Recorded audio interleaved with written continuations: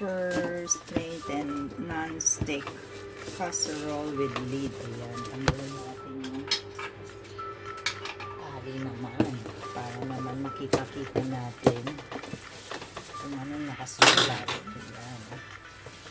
Nakabili lang niya nito kagabi.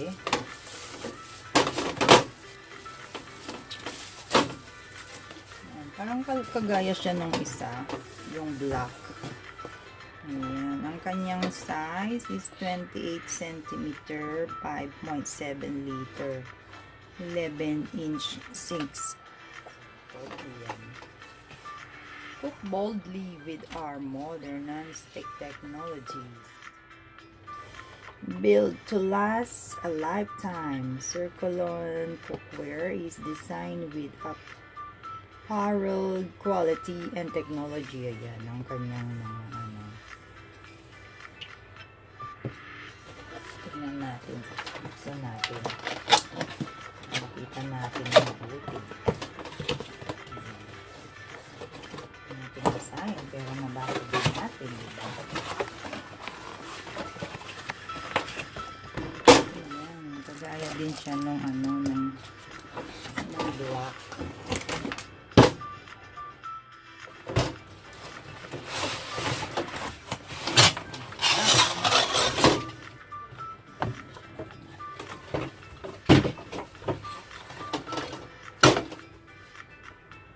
Ayan siya, mga friendship.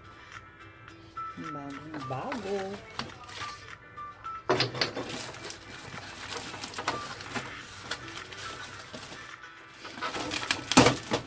Ayan ang kanyang leaves. Sa lid pa lang, Diyos ko dahil. Tignan mo naman, sa lid pa lang. Pero ito wala siyang hole. Yung isa meron siyang maliit na hole dito. Ito wala. Ganda-ganda niya. Ayan na ano. Ito nga siya dito ganun para hindi siya ma-scratch sa loob.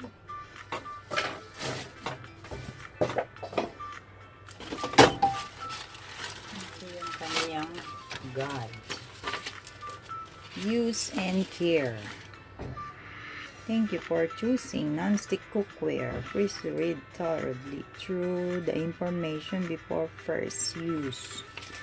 Ayan, before first use, sabi niya, please remove all label, wash pans and lids with detergent in hot water, rinse and dry thoroughly.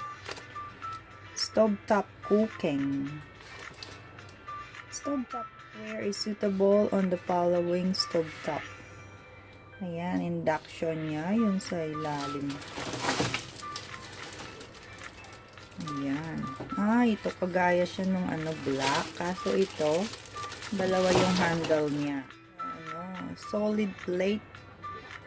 And then, ito yung solid plate niya. Pwede siya sa electric, ceramic, halogen, at gas. Ayan. Kasi may iba na casserole na mga wok or pressure cooker or ano, frying pan na hindi siya pwede sa electric. Pag ginamit mo siya, hindi mabubuksan, mag-on yung electric stove. When using gas, adjust the flame so it does not extend up the sides of the cookware. Ayan, ganito yung means niya yung gas. Ito, kagaya ng sa amin. Some cookware, especially those with a small diameter base, may be unsuitable when used on gas. Ayan. Ang dami naman. Huwag na natin siyang basahin lahat. Baka maubos yung ating oras. Magawa na namang LS yung ating yung ating video. Ayan. Ayan.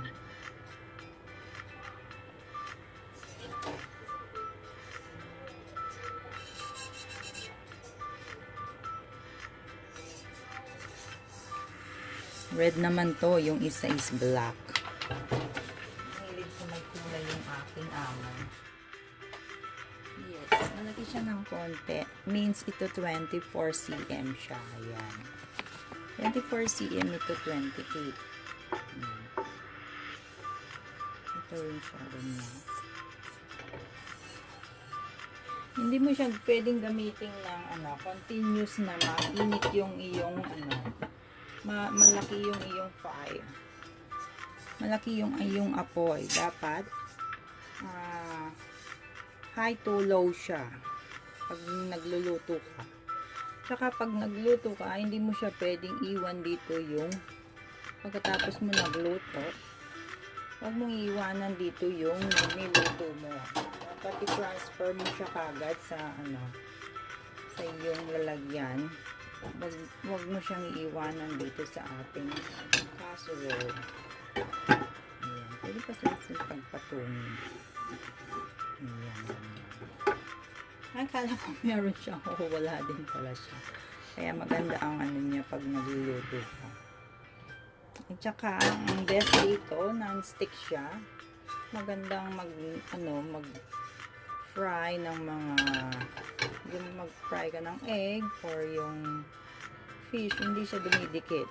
Maganda ang niya. So, ayan po ang ating bagong casserole na pakabili lang po ni amo ko. Ayan. Para naman daw maganda naman yung natin. Masasarap yung ating mga lutuin. Ayan ang ating bagong casserole. Red na red. Ito ang isang black. Nanonood kasi sila ng aking mga vlogs. Kaya yung isa nakita niya medyo daw siya dito dark, parang nag-burn na siya, kaya yan, nagpalit na naman siya ng bago. So ayan po ang ating bagong casserole. Ayan, courtesy of my madam.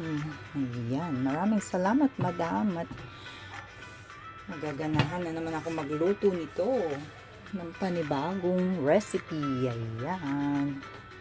Maraming salamat.